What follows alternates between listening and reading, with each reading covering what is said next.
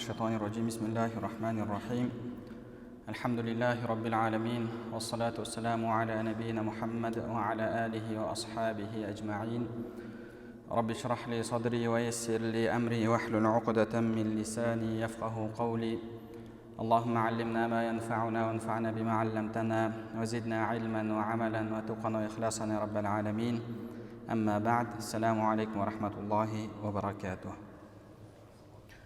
İnşallah Allah Subhanahu wa Ta'ala'nın қалауымен нәпсін тәрбиелеу тақырыбындағы дәрістерімізді ары қарай жалғастырамыз. Біз сіздермен өткен дәрісте тәуекел мәселесіне, Аллаға тәуекел ету мәселесіне тоқталған болатынбыз. Және дәрісіміздің соңында адамның Аллаға шынайы тәуекел етуіне кедергі болатын бір-екі мәселе барлығын айтқан болатынбыз. Имам Абу Хамид ал-Ғазали рахмаһулла айтады, адамның Аллаға шынайы тәуекел етіп, Алладан басқаға арқа сүйемеуіне кедергі болатын бірінші нәрсе бұл адамның табиғаттағы көріністерге, табиғаттағы заңдылықтарға арқа сүйеп қалуы дейді. Мысалы, жаңбырға адамның арқа сүйеуі, егін еккен кезде, немесе желге,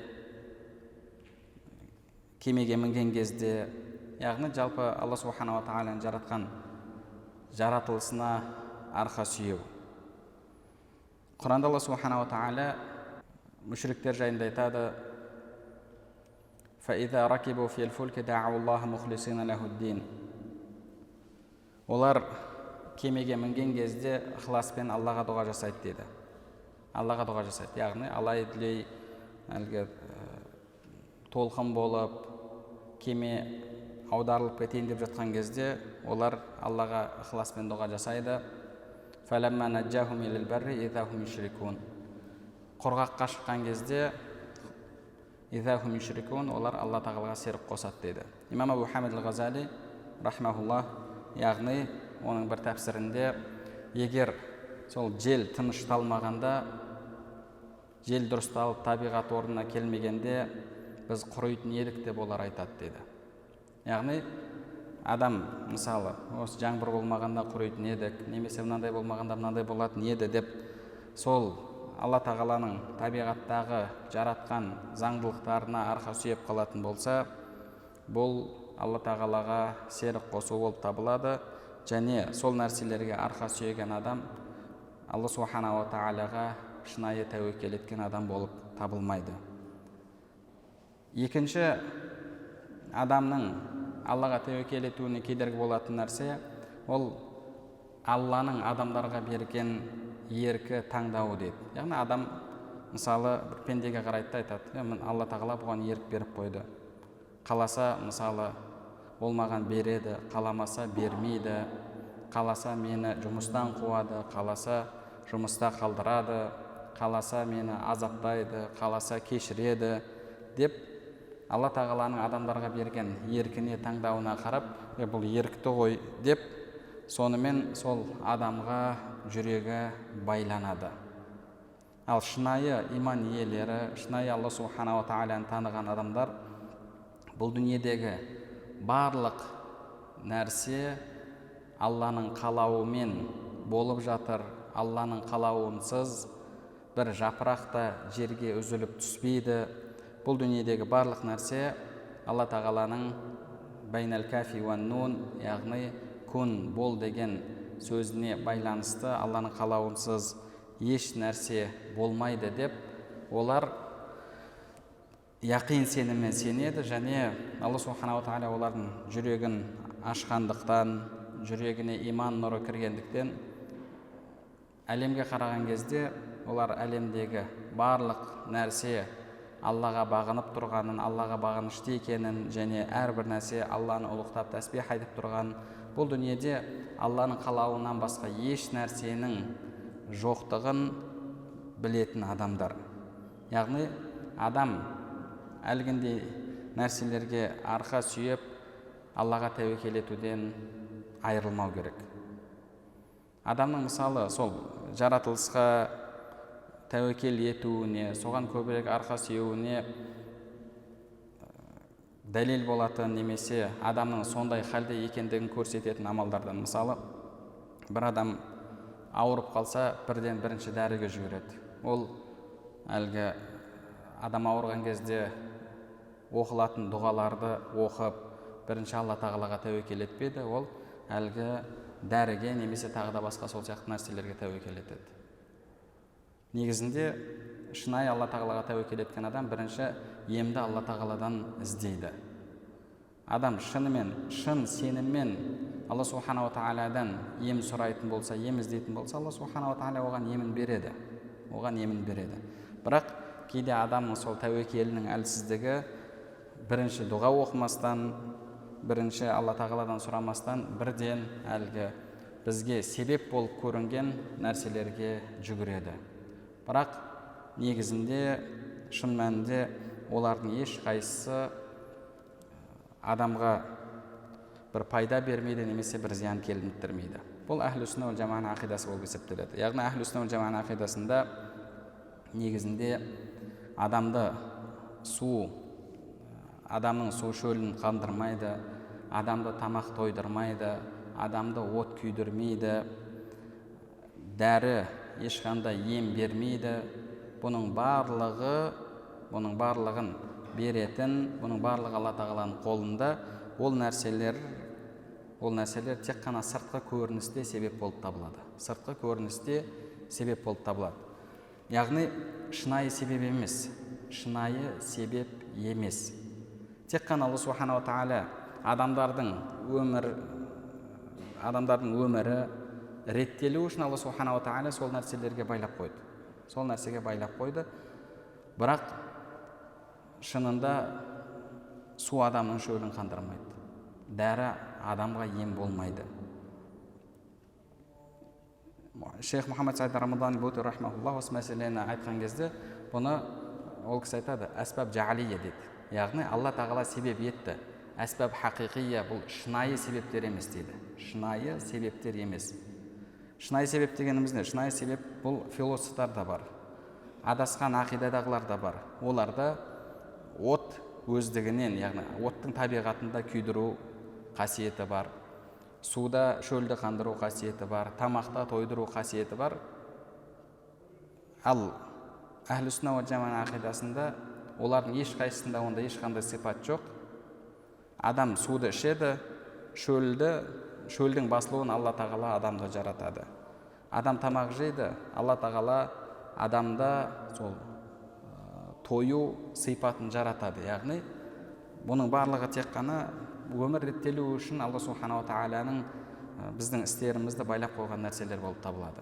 Шейх Мұхаммад Саид Рамадан Бути рахмауллах бұған бір жақсы мысал келтіреді.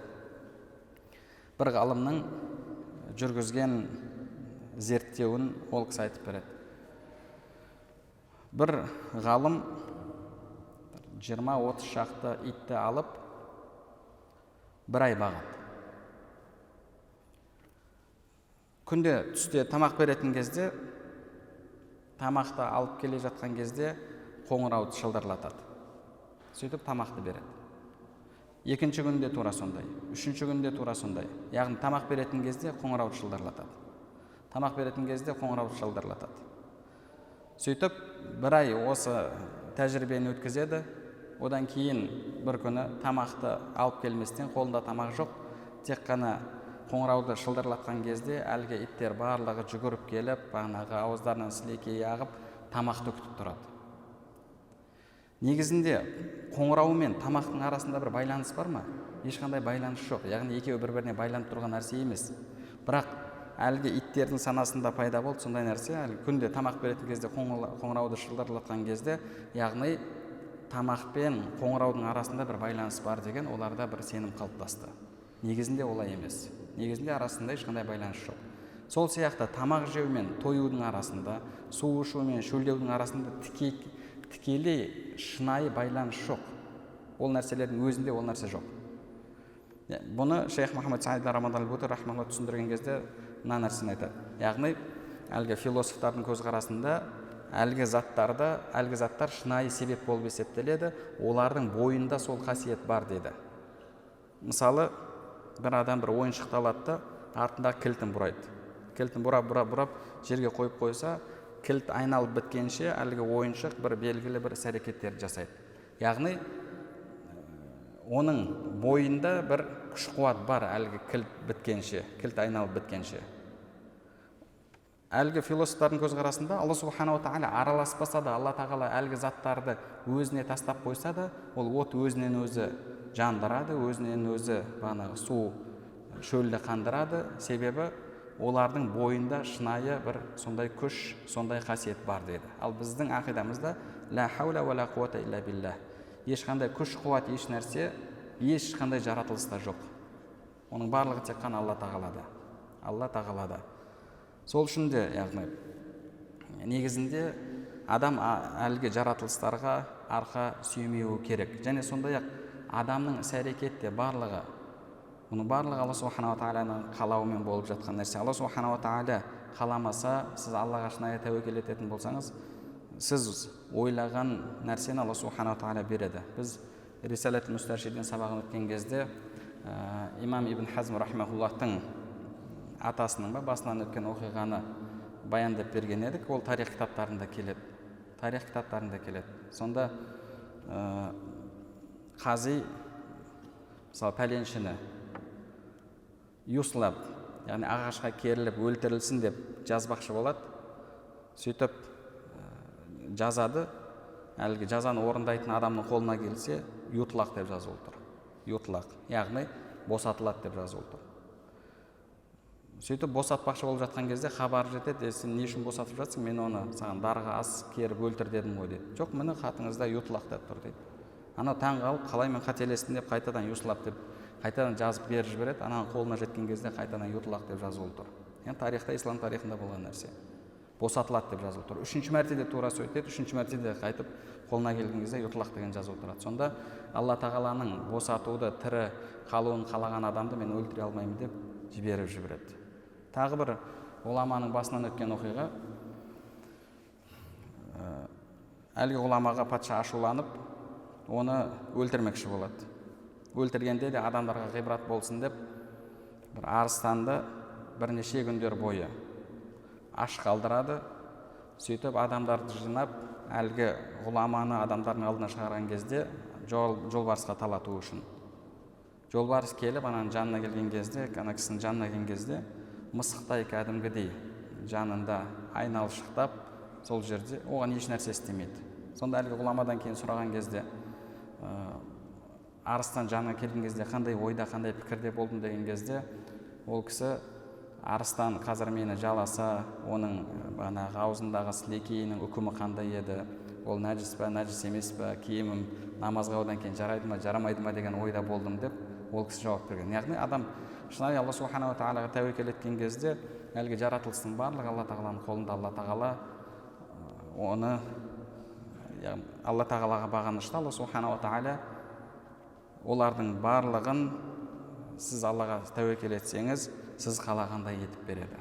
Сол үшін де адамдарға ерік берілуі, немесе әлгінде жаңбыр жауған кезде егініңіздің өсуі, немесе дәрі ішкен кезде кейде басыңыздың қоюы, бұл нәрселер сіздің Аллаға шынайы тәуекел етіп, барлық нәрсені Алладан деп білуіңізге кедергі болмауы керек.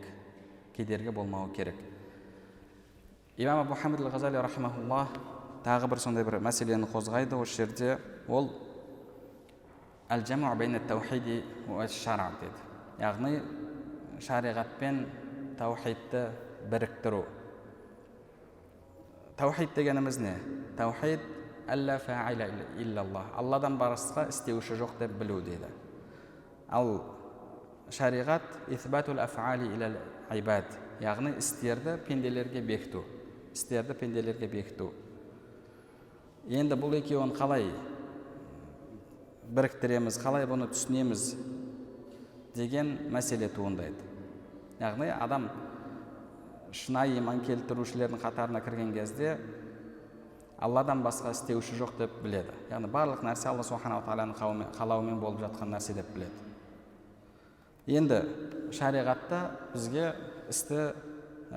істеген істерді адамдарға бекітуді талап етеді. Яғни мына істі кім істеді, мына істі пәленші істеді, мына істі түгенші істеді деген секілді. Енді бұны біз қалай түсінеміз? Имам Абу Хамид ал-Ғазали рахмаһуллах ол мәселе жайында айтады. Яғни мысалы біз Алла істеуші деген кезде Алла тағала сол істің жаратушысы деп білеміз дейді. Ал пенде істеуші деген кезде Алла субханала тағала сол істі бір жерде жаратады. Яғни мысалы пенденің қолында жаратады, пенденің ол нәрсе ол ісі болып табылады. Бірақ шынайы істің иесі Алла субханала тағала болып табылады. Аллаху халақакум ва ма таъмалун. Алла сендерді және сендердің істеріңді жаратушы дейді. Сендерді және сендердің істеріңді жаратушы. Яғни мысалы патша бір адамды дарға асуға бұйрық шығарады. Дарға асатын сол жазаны орындайтын адам болады. Жазаны орындайтын адам болады. Енді сіз не деп айтасыз? Пәленшіні патша өлтірді деп айтасыз ба, немесе пәленшіні әлгі жазаны орындаушы өлтірді деп айтасыз ба? Патша өлтірді деп айта аласыз. Патша өлтірді деген кезде бұл жерде яғни бұйрық шығарды деген мағынада. Ал жазаны орындаушы өлтірді деген кезде яғни сол істі орындаушы адам болып табылады. Сол істі орындаушы адам. Бұл істе мысалы әлгі дарға асылған адамның туысқаны ішінде бір ызасы болса, сол істе біреуді кінәлағысы келсе, кімді кінәлайды? Жазаны орындаушыны кінәлайды ма? Ол біліп тұр ғой, бұл жерде оныңкі тек қана орындау екендігін. Бұйрықты шығарып жатқан кім? Бұйрықты шығарып жатқан патша. Бұйрықты шығарып жатқан патша. Яғни адам шынайы істің иесі Алла субханала тағала деп біледі. Шынайы істің иесі Алла субханала тағала деп біледі. Бір имамдардың бірі осы мәселеге қатысты бір жақсы мысал келтіреді. Негізінде бұл мәселеде иттің де ақылы бар дейді. Бұл мәселеде иттің де ақылы бар. Мысалы, егер сіз итті таспен ұрып қуатын болсаңыз дейді. Таспен ұрып қуатын болсаңыз, ит сізге қарай қайта шабады деді. Ит сізге қайта шабады. Мысалы, оған тас дейді. Енді оның денесін ауыртқан сіз ба, тас па? Әлгі мысалы тәуекел жоқ адам егер иттің орнында болса, ол тасты тістеп таспен әлек болады. Неге? Себебі тас оның жанына батты. Жанына батты. Бірақ ит екеш итте біледі, бұл жерде тастың ешқандай рөлі жоқтығын, тас ол әлгі тасты атқан адамның қолындағы бір құрал екендігін. Адам шынайы таухид иесі бұл кәуінде, бұл жалпы жаратылыста ла фаиля иллаллах, шынайы істің иесі Алла субханала тағала, ла хаула ва ла қуата илля биллах деп біледі. Ал пенделер мына нәрсені істеді деген кезде, яғни сол істі орындаушы. Сол істі орындаушы. Сол Құранда Алла субханала тағала айтады: Аллаху ятауаффал анфуса хина маутиха. Алла өлім сәті келген кезде жандарды алады деді. Жандарды алады. Алла бұл жерде өзінің жандарды алатындығын айтып жатыр. Басқа бір аятта «Қул ятауаффакум малакул маут». Айт, уа Мұхаммад, сендердің жандарыңды өлім періштесі алады деді. Сендерді өлім періштесі өлтіреді деп жатыр. Мына аятта Алла тағала өлтіреді деп жатыр. Енді бұл екі аяттың арасында қарама-қайшылық бар ма? Жоқ, қарама-қайшылық жоқ. Яғни Алла өлтіруші деген кезде оның өзінің мағынасы бар.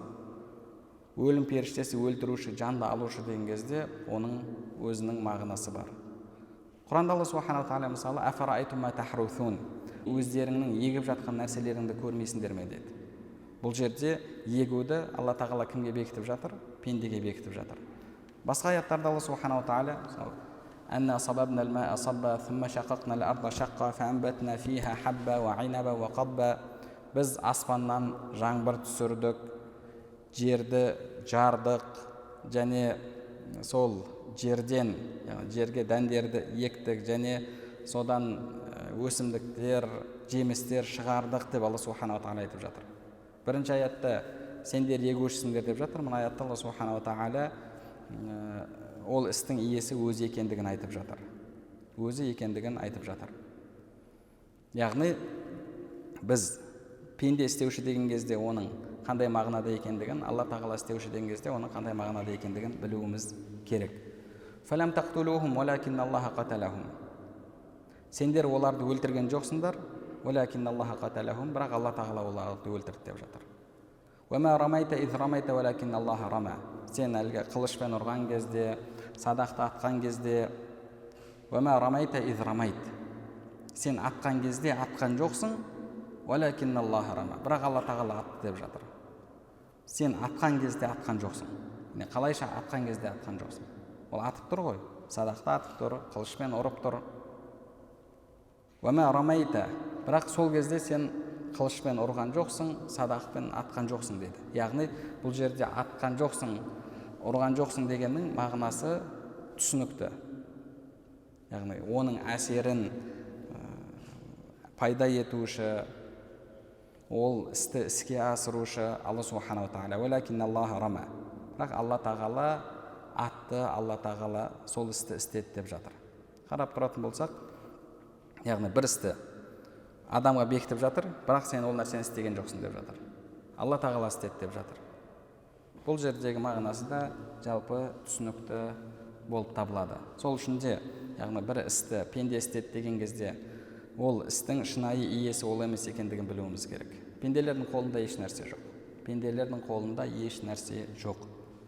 Барлық нәрсе Алла тағаланың қолында болып табылады. Лахул мульк ва лахул хамд. Бүкіл мүлк, рызық, барлық нәрсе Аллаға тән, Алла тағаланың қолында, Алла тағаланың меншігінде. Алла тағаланың меншігінде. Адамның қолында, пенденің қолында еш нәрсе жоқ. Енді адам осы нәрсені білгеннен кейін Алла тағалаға деген тәуекел күшею керек. Жалпы тәуекел дегеніміз не? Тәуекел дегеніміз не? Адам тәуекел еткен кезде қандай сезімде болуы керек? Араб тіліндегі тәуеккүл сөзі уәкәлә деген сөзден шығады. Уәкәлә, яғни уәкәлә әмраху иля фулан. Ісін біреуге тапсырды дегенді білдіреді. Бізде де мысалы өкілдік деген кезде, өкілдік деген сол мағынада келеді. Яғни біреуге ісін тапсыру, соған арқа сүйеу, соған тәуекел ету дегенді білдіреді. Яғни негізінде тәуекел ету дегеніміз біреуге бір істі тапсырып, жүректің соған, жалғыз соған байлануы. Осыны біз тәуекел ету, арқа сүйеу деп айтамыз. Имам Абу Хамид аль-Ғазали рахмаһуллаһу мынандай мысал келтіреді. Егер біреу сізге қарсы үстіңізден арыз шағым түсірсе, ол істе сіздің өзіңіздің тәжірибеңіз, біліміңіз болмаса, онда сіздің атыңыздан сөйлейтін, сізді жақтайтын адам тағайындайсыз. Ол біздің тілімізде адвокат деп аталады. Адвокат, яғни қорғаушы адам тағайындайсыз. Және тағайындаған кезде сіз ол адамнан 4 сипатты іздейсіз. Оған арқа сүйеу үшін. Яғни адам біреуге шынайы арқа сүйеуші болып табылуы үшін оның жүрегінде сол адамға қатысты 4 сенім болуы керек. 4 нәрсеге сенім болуы керек. Біріншісі мунтахал хидая, мунтахал қуа, үшіншісі мунтахал фасаха, төртіншісі мунтахал шафақа. Яғни біріншісі мунтахал хидая дегеніміз бұл ол адамда толық білім болуы. Толық білімнің болуы. Яғни, мысалы сіз адвокат іздеген кезде кеше ғана оқуды бітірген, тәжірибесі жоқ адам іздемейсіз. Тәжірибесі бар.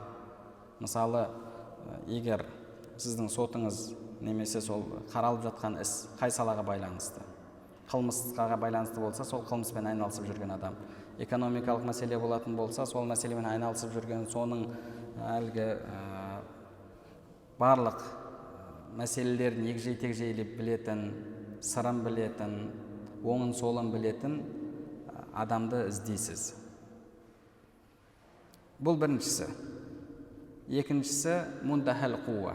Мунтахал қуа дегені, яғни ол адам сізді қорғау үшін барлық нәрсеге барады. Еш нәрседен қорықпайды. Яғни, мысалы, сіз бір адамды білесіз, адвокат, ісінің маманы. Бірақ сізге арыз түсірген адам, мысалы, оған бір жағынан байланысы бар. Немесе ол бір партияда дейік, немесе бір топта, ол адамның сол топқа қатысы бар, немесе сол топтың басшысының танысы дейік. Ол кезде ол оған қарсы іс жүргізе алмайды. Біліп тұрғанымен оған қарсы бармайды, қарсы сөйлей алмайды. Сол үшін сіз екінші жасырмастан ақиқатты айта білетін адамды іздейсіз. Және үшіншісі мунтахал фасаха дейді. Мунтахал фасаха сөзге бай, өзінің ойындағыны нақты адамдардың көзін жеткізетіндей етіп, қанағаттандырарлық етіп жеткізетін адам іздейсіз. Бұл үшінші сипат. Төртінші сипат мунтахал шафақа. Мунтахал шафақа, яғни сізге жаны ашитын адам. Сізге жаны ашитын адам. Яғни сол істе сіздің жеңіп шығуыңызды қалап, сол үшін әрекет ететін адамды іздейсіз.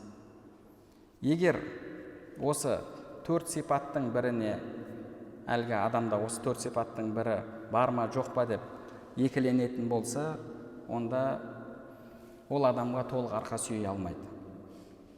Бұл адам тәуекел етуші адам болып табылмайды. Әлгі адамға арқа сүйеген, әлгі адамға тәуекел еткен, ісін тапсырған адам болып есептелмейді. Яғни тәуекел етудің ақиқаты осы дейді. Сіз біреуге бір нәрсені тапсырып жатқан кезде осы төрт сипат бар деп толық сенуіңіз керек. Сол кезде сіз шынайы тәуекел етіп жатқан адам болып табыласыз. Енді осыны алып, осы мәселені алып, Алла тағаламен мәмілеңізде іске асырып көріңіз. Енді сіз шынайы Аллаға тәуекел ететін адам болып есептелу үшін жүрегіңізде Алла барлық нәрсені біледі. Алла барлық нәрсені біледі. Мен пайда зиянымды біледі. Маған ненің керектігін, маған ненің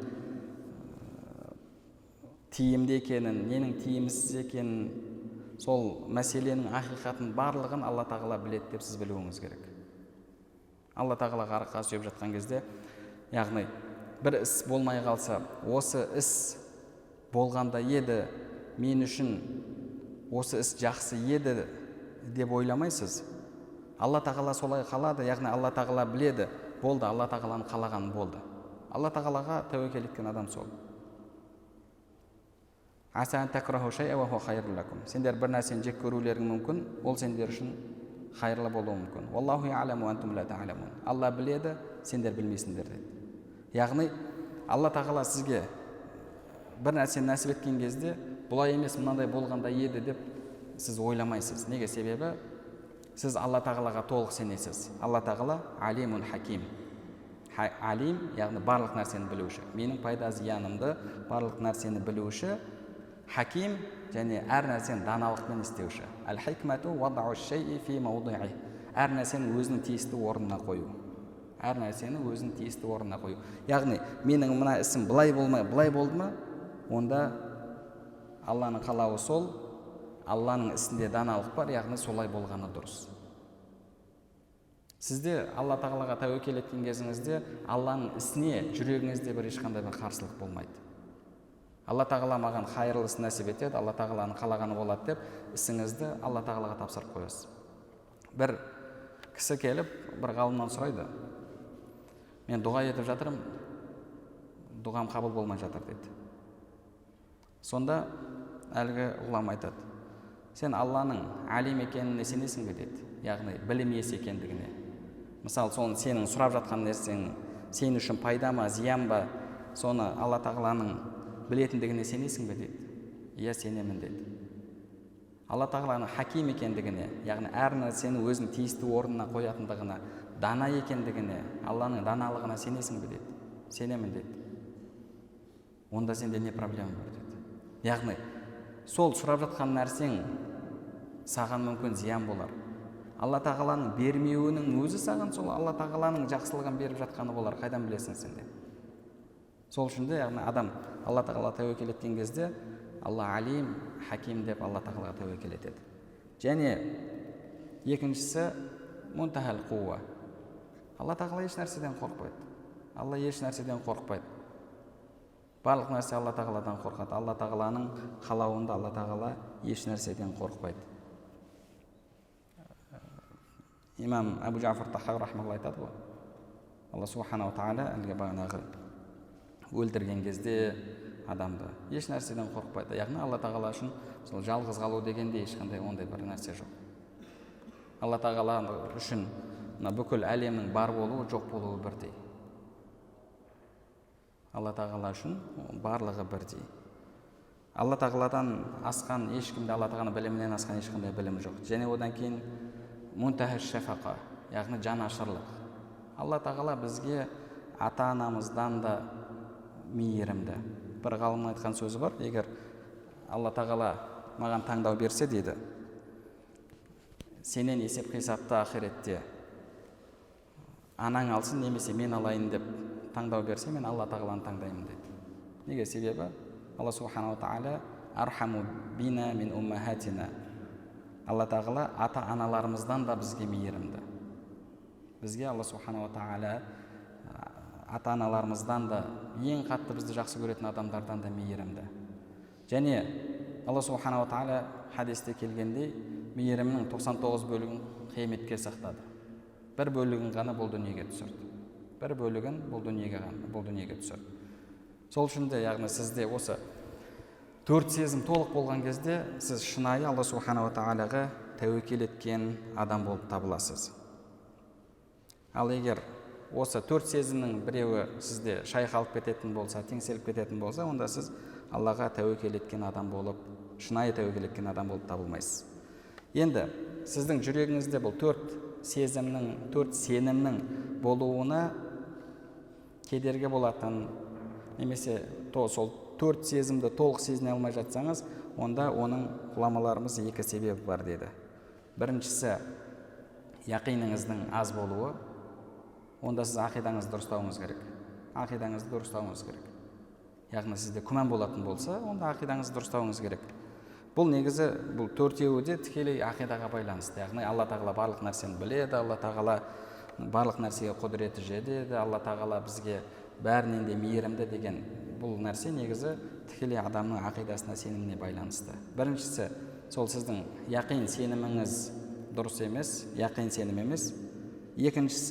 Екінші себеп деді, яқин сенім болып тұрғанымен сіздегі қорқыныш сезімі одан басымырақ болып тұр деді. Қорқыныш сезімі одан басымырақ болады. Имам Абу Хамид ал-Ғазали рахмаулла оған мынандай бір мысал келтіреді. Егер бір адамға деді, бір ақыл иесіне қабірге түсіп, мәйітпен бірге түнеп шық десе, ол адам қорқады деді. Қорқады, ол нәрсені істемейді деді. Неге? Сол қайта тіріліп кетеді деп ойлай ма? Ақидасында біледі, бұл дүниеде өлген адам қайтып тірілмейді. Қайтып келмейді бұл дүниеге. Біледі. Пайда зиян Алла тағаланың қолында екенін біледі. Бірақ неге мәйіттің жанында қалуға, мысалы, немесе мәйіттің жанында ұйықтауға, немесе әлгінде қабірге түсіп, қараңғы қабірде жатуға, кейде әшейін қараңғы бөлменің өзінде жатуға адам қорқады. Не үшін қорқады? Мысалы, мәйіттің жанында жатқан кезде мәйіт тіріліп кетіп, оған бір зиян келтіреді деп ойлай ма? Жоқ. Ақыл иесі біледі оның қайтып тірілмейтіндігін. Яғни оның яқинында проблема емес бұл жерде. Проблема яқинында емес.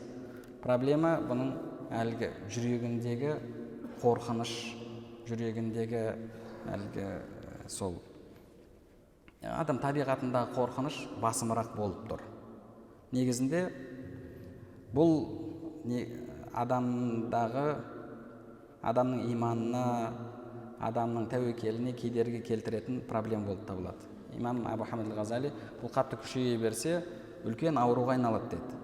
Кейде ондай адамдар мысалы жалғыз өзі қалуға, бір үйде жалғыз өзі түнеуге де қорқады. Енді қабір емес, ол үй кәдімгі. Үйінде жалғыз қалуға кейде адамдар қорқады. Бұл әлгі табиғатындағы орынсыз қорқыныштың күшеюі болып табылады. Ондай болатын болса, яғни адамның жүрегінде осы 4 сезім табылу үшін бірінші яқины орнында болу керек, яқин толық сенім болу керек әлгі мәселелерге, және екіншісі қуатул қалб, оның жүрегіндегі батырлығы, әлгі жүрегінде орынсыз қорқыныштың болмауы қажет. Осы екеуі болатын болса, онда адам сол кезде шынайы тәуекел ете алады. Енді адамдардың тәуекел етуі осы сезімдерге байланысты жалпы бірнеше дәрежеден тұрады. Алла нәсіп етсе, ол дәрежелерді келесі дәрісімізде үйренеміз. Алла субханау тағала бәрімізге пайдалы білім нәсіп етсін, білімдерімізге амал етуімізді және амалдарымыздың қабыл болуын нәсіп етсін. Субханакаллахумма бихамдика, ашһаду ан ла илаха илля анта, астағфирука ва атубу илейк.